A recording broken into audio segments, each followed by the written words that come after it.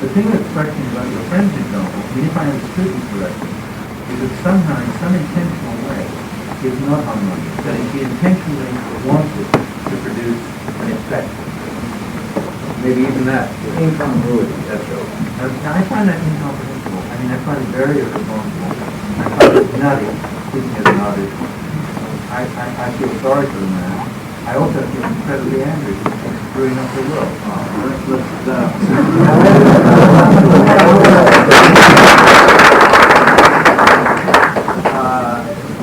Precisely with the reality that you've elicited from the group, that if they feel comfortable clapping and they feel the need to clap, worries me, because that is when the mass psychology, in other words, the need to feel comfortable worries me, and I will take all of the pictures. Yeah, but I need to go. But you're saying it changes from time to time. Why do your architecture feel comfortable with the quality that you share too? Well, let's say if I went out to certain places in the United States and asked people about the music they would feel comfortable with, a lot of people would come up with Mantovani.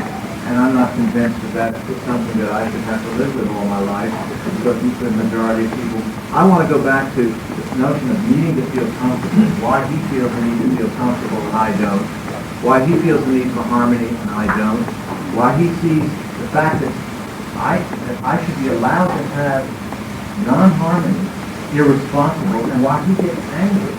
I don't get angry when he feels the need for harmony. I just feel, well, I just have a different view of it. I don't feel he's not screwing the world. What? He's not screwing the world. He's not what? He's not screwing the world.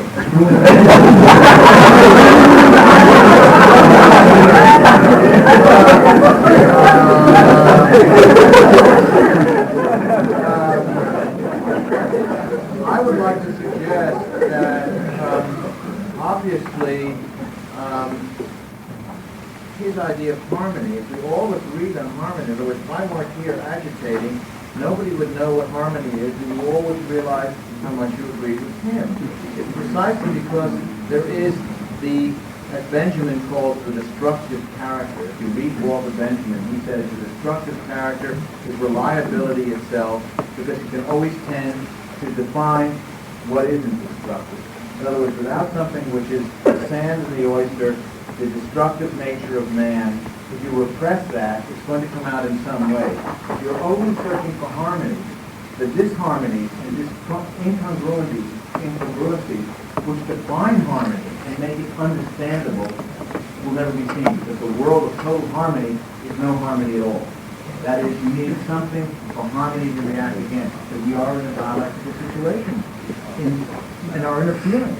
And I maintain that precisely because I exist, you can go along and understand that your need for harmony. But don't feel that I'm either being irresponsible and making moral judgments, because I would like not to present myself as a moral imperative for you, good God knows. Nor should you feel angry. I think you should just feel this is something that I think the majority of the people need and want. But equally, there must be people out there like Eisenman who feel the need for incongruity, disharmony, etc. And let them. So if you were not an important person, I'd feel quite comfortable if you have to go your own way. But the fact is that people who believe as you do are really fucking up the whole professional architecture right now, fighting for propagating these beliefs. I mean, this is another, excuse me, I'm sorry, but this is, I feel very, very strongly about this. And, I mean, it's all very well to say, look, harmony, disharmony is all fine. But the fact is that we, as architects, are entrusted with the creation of that harmony in the world. And if a group of very, very powerful people, yourself and others, How do you get to be powerful if you're screwing up the world? I mean, somebody's going to see through that. yes, I think they will. Quite a